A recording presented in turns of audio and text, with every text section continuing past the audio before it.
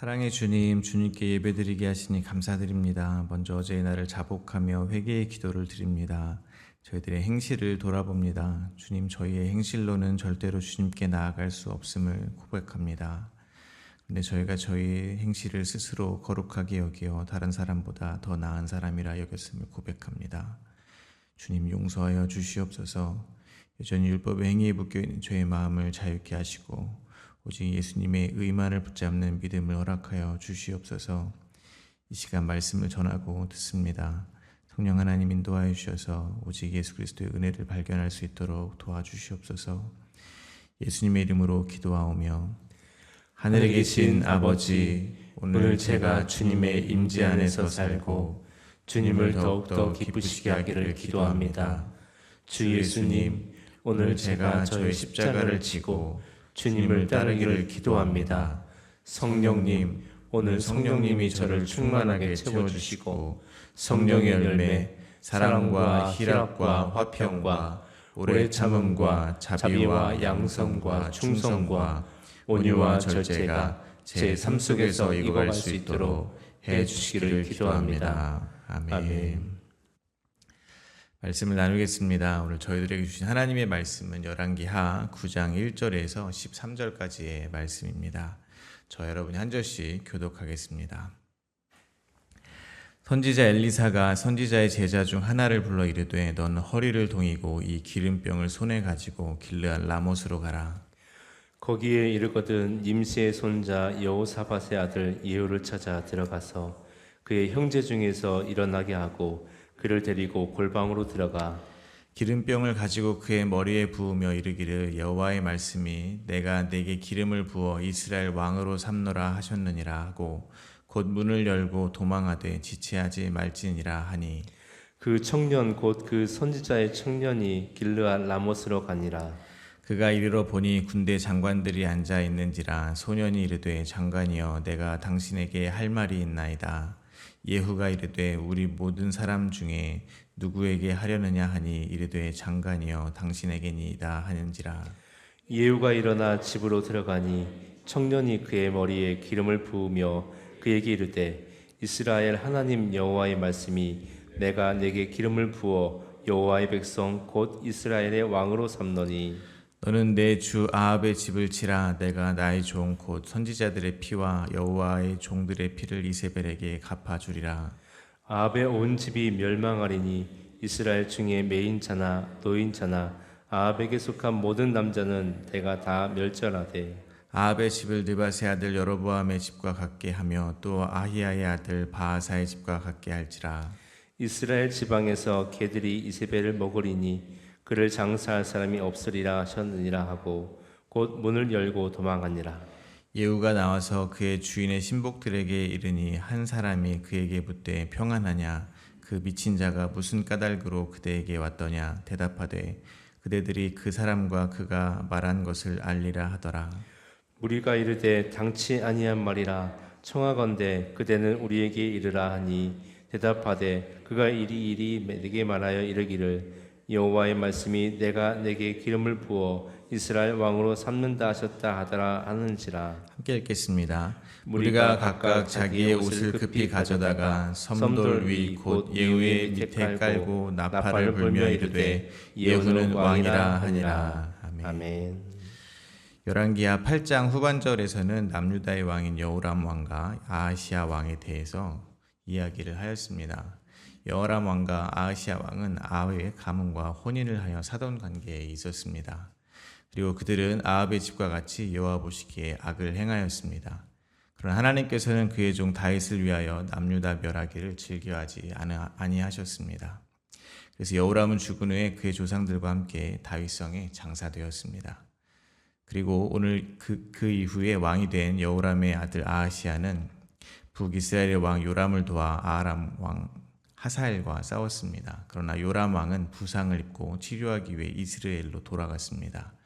오늘 본문에서는 하나님께서 엘리야를 통해 예언하신 것과 예후가 이스라엘 왕이 되는 장면이 그려지고 있습니다. 오늘 본문은 세 문맥으로 나누어 묵상하도록 하겠습니다. 첫 번째 문맥입니다. 첫 번째 문맥은 1절부터 4절입니다. 선지자 엘리사는 제자 중에 하나를 불러 예후를 찾아 기름을 부어 이스라엘의 왕으로 삼고 곧장 도망하라고 지시합니다. 두 번째 문맥입니다. 두 번째 문맥은 5절부터 10절입니다. 선지자의 제자는 길르앗 라모스로 가서 예후를 만나 기름을 붓고 아합의 집을 치라는 여호와의 말씀을 전합니다. 세 번째 문맥입니다. 세 번째 문맥은 11절부터 13절입니다. 예후는 왕의 신하들에게 여호와의 말씀에 예후에게 기름을 부어 이스라엘의 왕으로 삼으라고 했다는 말씀을 전했고, 왕의 신하들은 나팔을 불며 예후를 왕으로 인정했습니다. 첫 번째 문맥입니다. 1절입니다. 선지자 엘리사가 선지자의 제자 중 하나를 불러 이르되 넌 허리를 동이고 이 기름병을 손에 가지고 길르앗 라모스로 가라. 하나님께서는 선지자 엘리야에게 세 가지 일을 하라고 지시하셨습니다. 하사엘에게 기름을 부어 아람의 왕이 되게 하고, 님시의 아들 예후에게 기름을 부어 이스라엘의 왕이 되게 하고, 엘리사에게 기름을 부어 선지자가 되게 하라는 것이었습니다. 그중 하사엘이 아람의 왕이 되는 것과 엘리사가 엘리야의 뒤를 이어 선지자가 되는 일은 이미 이루어졌습니다. 그리고 마지막으로 남은 일이 예후에게 기름을 부어 이스라엘의 왕으로 삼는 것이었습니다. 그 일을 위해서 선지자 엘리사는 선지자의 제자 중 하나를 불러서 이야기를 하고 있는 것입니다. 엘리야에게 내려진 사명이 지금 엘리사에게 전해지고, 엘리사는 또 선지자의 제자 중 하나를 불러서 그 일을 시키고 있는 것입니다. 이를 통해서 저희가 먼저 생각하게 되는 것은 하나님의 일은 하나님께서 이루신다는 것입니다. 예전에 사역을 하던 곳에서 탈북민 청소년들을 돌보는 일을 한 적이 있습니다. 한 명의 청소년이 센터에 들어오고 그 청소년을 위해서 센터에 있는 모든 사역자들은 정성을 다해서 그를 사랑해 주는 그런 사역이었습니다. 전인격적인 돌봄을 하는 것이었습니다. 그러나 아이들의 변화가 하루아침에 되지 않았다는 것입니다. 그렇다 보니 처음에 그 아이들을 만나서 관계를 했던 사역자분들은 그들의 변화된 모습을 보지 못하시고 다른 곳으로 옮겨가신 경우가 많이 있었습니다. 그리고 그 뒤를 이어서 오시는 사역자분들이 또 그 아이들에게 사랑을 부어 주었습니다. 당장의 아이들의 변화된 모습을 보지는 못했지만 그렇게 이어진 사랑은 결국 아이들을 변화하게 했습니다. 마찬가지로 하나님께서는 하나님의 일을 하실 때 사람을 통해서 일을 하십니다. 그러나 한 사람만을 통해서 일하시지는 않는다는 것입니다. 그렇기 때문에 저희는 하나님께서 하시는 일이 어떠한 한 사람의 공로가 아니라 전적으로 하나님의 공로임을 깨달아야 할 것입니다. 고린도전서 3장 5절에서 7절입니다. 그런즉 아볼로는 무엇이냐, 바울은 무엇이냐, 그들은 주께서 각각 주신 대로 너희로 하여금 믿게 한 사역자들이니라. 나는 심었고 아볼로는 물을 주었을 때 오직 하나님께서 자라나게 하셨나니, 그런즉 심는 이나 물 주는 이는 아무것도 아니로되 오직 자라게 하시는 이는 하나님뿐이라. 그러므로 저희도 하나님의 일에 참여할 때 하나님의 일을 이루시는 분은 하나님이라는 사실을 잊지 말아야 할 것입니다. 분명 저희가 수고하고 노력하지만 그 결과를 예측하고 기대하느라 마음을 졸일 필요가 없다는 것입니다. 또한 그 속에서 나의 공로를 내세울 필요도 없다는 것을 잊지 마시기 바랍니다. 선지자 엘리사는 제자에게 말합니다. 허리를 동이고 이 기름병을 가지고 길르앗 라모스로 가라는 것입니다. 허리를 동이라는 표현은 급히 가라는 의미가 있습니다. 이를 통해 또 한 가지 저희가 깨닫게 되는 것은 이 세상에서 성도들이 사는 삶의 자세일 것입니다. 하나님께서는 이스라엘 백성들에게 애굽에서 탈출하기 전 마지막 날밤 허리에 띠를 메고 신발을 신고 지팡이를 잡고 유월절 양고기를 먹으라고 하셨습니다.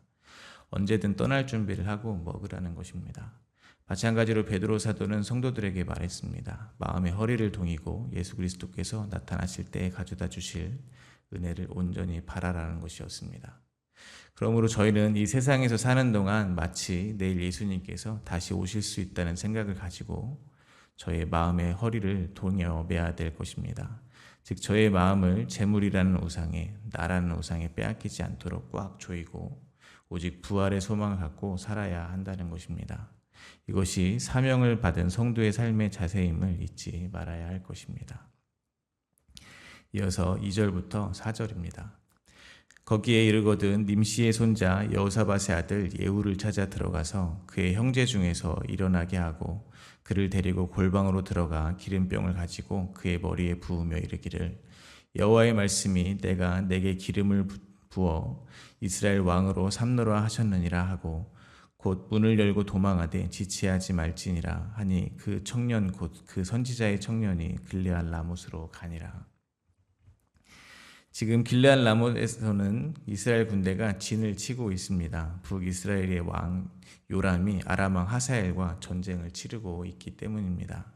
그러나 요람 왕은 지금 부상을 입고 이스라엘로 치료차 가 있습니다. 그 말은 지금 요람 왕이 자리를 비운 사이에 가서 이 모든 일을 진행하라는 말이 될 것입니다. 이미 왕이 있는데 예후에게 기름을 붓고 이스라엘 왕으로 삼으라는 말은 요람 왕의 입장에서는 역모를 일으키는 것입니다. 그러므로 선지자 엘리사는 제자에게 이 일을 마치거든 지체하지 말고 도망하라고 하는 것입니다.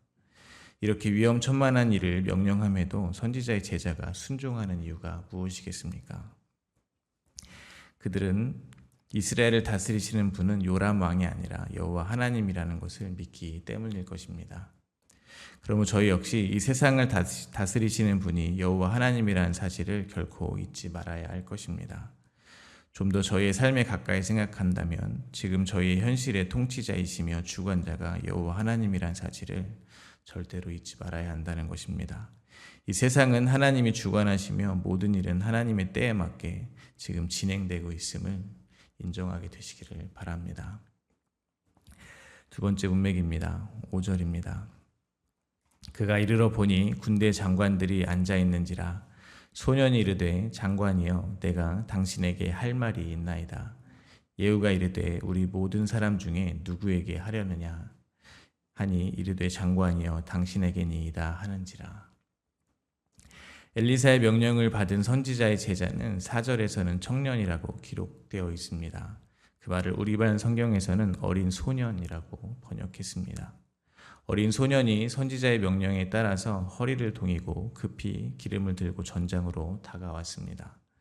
그의 어린 마음이 얼마나 떨리고 무서웠을지 충분히 상상이 됩니다. 엘리사조차도 그 일을 마치면 빨리 도망쳐 나오라고 할 만큼 위험한 그 일을 감당함에 있어서 얼마나 초조하고 긴장된 마음으로 예후를 찾았겠습니까? 그런데 길르앗 라못에 이르러 보니 예후가 거기에 딱하니 있는 것입니다. 우연이라고 생각할 수 있습니다. 그러나 저는 하나님께서 그 소년 앞에 예후를 딱하니 가져다 놓으신 것처럼 보입니다. 그리고 그 중에서 소년에게 말을 건 사람도 바로 예후였습니다. 이를 통해서 다시 한번 하나님의 일을 이루시는 분은 하나님이라는 것을 깨닫게 됩니다.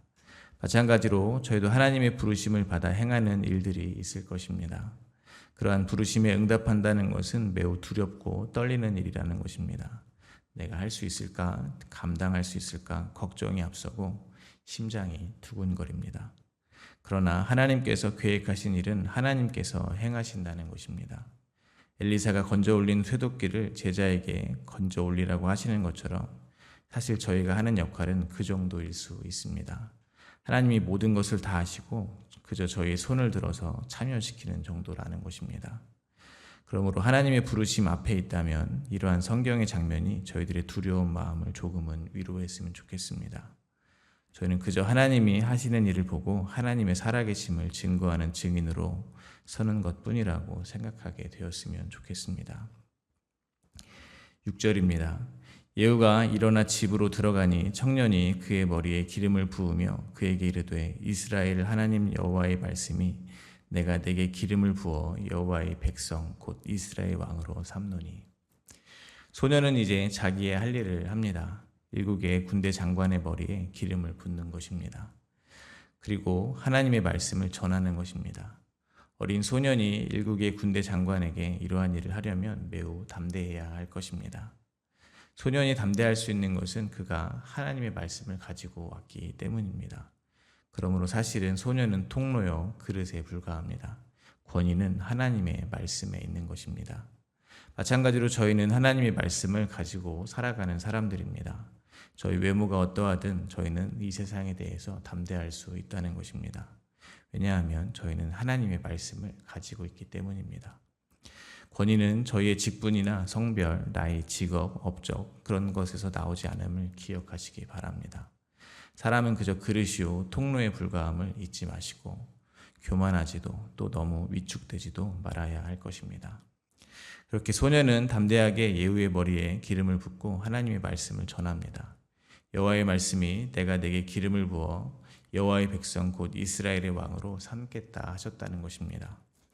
이를 지금 이스라엘 왕인 요람의 입장에서는 역모입니다. 그러나 이를 뒤집어 생각해 보면 예후에게 기름을 붓고 이스라엘 왕으로 삼는 일은 요람 왕에게는 더 나아가 오므리 왕조에 대해서는 심판이 선포되어지고 있는 것입니다. 그 심판의 내용은 이러합니다. 7절부터 10절입니다. 너는 내 주 아합의 집을 치라. 내가 나의 종 곧 선지자들의 피와 여호와의 종들의 피를 이세벨에게 갚아주리라. 아합의 온 집이 멸망하리니 이스라엘 중에 매인자나 노인자나 아합에게 속한 모든 남자는 내가 다 멸절하되 아합의 집을 느바세 아들 여로보암의 집과 같게 하며 또 아히야의 아들 바하사의 집과 같게 할지어다. 이스라엘 지방에서 개들이 이세벨을 먹으리니 그를 장사할 사람이 없으리라 하셨느니라 하고 곧 문을 열고 도망하니라. 기름을 부음 받은 예후는 오므리 왕조 즉 아합의 집을 심판하는 도구가 됩니다. 하나님께서 아합의 집을 심판하시는 이유는 아합과 이세벨이 여호와의 종들의 피를 흘렸기 때문이라고 말합니다. 여기서 한 가지 생각할 수 있는 것은 이것입니다. 기름 부음 받은 이후의 예후의 삶입니다. 기름 부음 받은 예후의 삶은 이제 하나님의 뜻을 이루는 데 쓰여진다는 것입니다. 마찬가지로 기름 부음을 받은 저희 같은 성도들의 삶도 이제 삶의 목적이 바뀐다는 것입니다. 예수님께서 십자가에서 죽으시고 부활하심으로 하나님 우편에 앉으셨습니다. 그리고 보내주신 것이 그리스도의 영, 곧 성령 하나님이십니다. 성령 하나님께서 임한 성도가 곧 기름 부음 받은 자라고 할 수 있습니다. 그러면 성령이 임한 성도들의 삶은 엄밀히 말해서 자기의 삶은 이제 없어지는 것입니다. 기름 부음 받은 자의 삶만 남는 것입니다. 사도행전 1장 8절입니다. 오직 성령이 너희에게 임하면 너희가 권능을 받고 예루살렘과 온 유대와 사마리아와 땅끝까지 이르러 내 증인이 되리라 하시니라. 성령이 임한 기름 부음 받은 성도들의 삶은 이제 그 누구라도 할 것 없이 모두가 예수가 그리스도이심을 증거하는 증인으로 살아가게 될 것이라는 말입니다. 이 말을 뒤집어 생각해 보면 성도가 있는 곳에 어느 곳이든 심판이 선포된다는 말과 같다는 것입니다. 저희가 증인이기 때문입니다. 무엇의 증인입니까? 예수님께서 그리스도, 즉 구원자시라는 것에 대한 증인입니다. 그러니까 저희가 예수님을 믿는 믿음으로 구원을 받을 수 있다는 사실에 대한 증인이요 증거 자체라는 말이 될 것입니다. 그러나 동시에 예수를 믿지 않는 자들은 모두 지옥에 간다는 심판의 선포도 된다는 것입니다. 그러므로 저희는 모두 기름 부음 받은 성도로서 이 세상에 보냄을 받았다는 사실에 사명감을 가져야 할 것입니다. 그곳이 가정이든 회사든 교회든 상관없이 지금 그곳에서 나의 첫 번째 정체성은 기름 부음 받은 성도임을 잊지 마시기를 바랍니다. 세 번째 문맥입니다.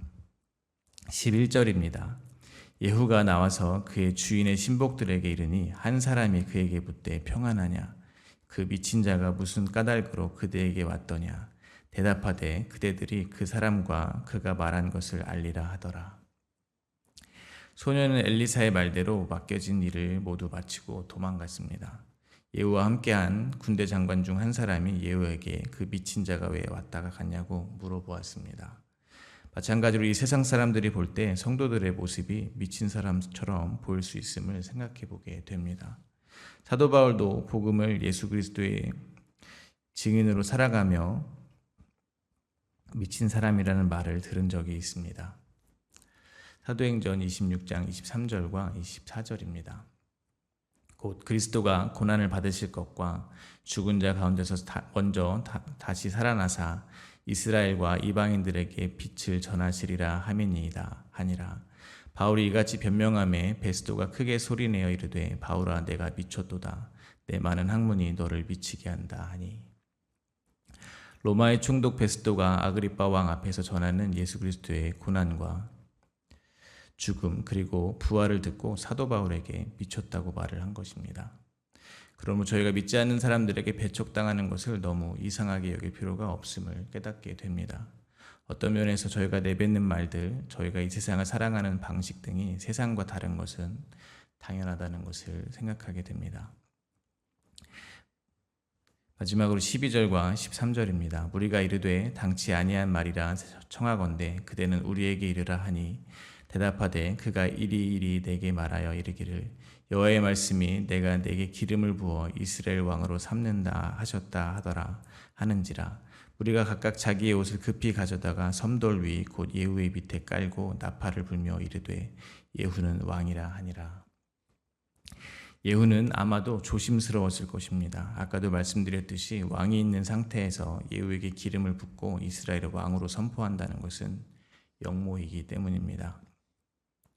혹시라도 다른 신하 중에 요람에게 충성하는 자가 있다면 예후를 바로 죽여도 이상할 것이 없기 때문입니다. 그렇지만 그러한 일은 일어나지 않았습니다. 오히려 예후의 말을 들은 왕의 신하들은 각각 자기의 옷을 가져다가 예후의 밑에 깔고 나팔을 불며 예후를 왕으로 추대했습니다. 이로써 엘리야에게 주셨던 명령과 예언이 결국 성취된 것입니다. 이로써 길랄 라못으로 기름을 들고 가면서 느꼈을 어린 소년의 걱정도 왕의 신하들에게 해를 당할까 조심스럽게 말을 꺼냈던 예후의 걱정도 모두 기우였음이 드러났습니다. 어떤 면에서는 저희들의 근심은 결국 하나님이 하실 일에 대한 불신앙의 결과임을 깨닫게 됩니다. 그러므로 저희는 오늘을 살아갈 때 하나님의 뜻을 이루실 하나님을 믿고 신뢰하며 근심이 아니라 평안 속에서 삶을 살아가게 되어야 할 것입니다. 하나님이 말씀하신 것은 이미 이루어진 줄을 믿으시기를 바랍니다. 저는 하나님의 말씀을 희망하는 것이 아닙니다. 소망하는 것입니다. 희망은 이루어질지 안 이루어질지 모르는 것에 대한 것을 기대하는 것입니다. 그러나 소망은 이미 이루어진 것을 기대하는 것이라는 것을 잊지 마시기 바랍니다. 말씀을 맺겠습니다. 기름 부은 자의 삶은 다시 한번 강조합니다. 증인은 예수님께서 그리스도이심을 가르치는 것이라기보다는 가리키는 삶을 사는 것이라고 생각합니다. 즉 저희의 삶이 가리키는 곳이 예수 그리스도라는 말이 될 것입니다. 그러므로 저희가 삶의 현장에서 날마다 부인당하고 죽임당하는 그 어린 양과 같은 그 연약한 삶을 보고 누군가는 저의 삶이 가리키는 예수님과 예수님이 통치하시는 하나님 나라를 보게 될 것을 믿으시기를 바랍니다. 그렇게 이 세상의 관점으로는 내세울 것이 없는 저희를 보고 예수 그리스도를 믿는다면 그 모든 것이 하나님이 하신 일로 하나님만 드러나게 될 것입니다. 오늘 본문에서 모든 것을 홀로 성취하신 하나님처럼 말입니다. 오늘 하루도 사람들이 저희를 보고 예수 그리스도를 바라보게 되기를 간절히 소망합니다.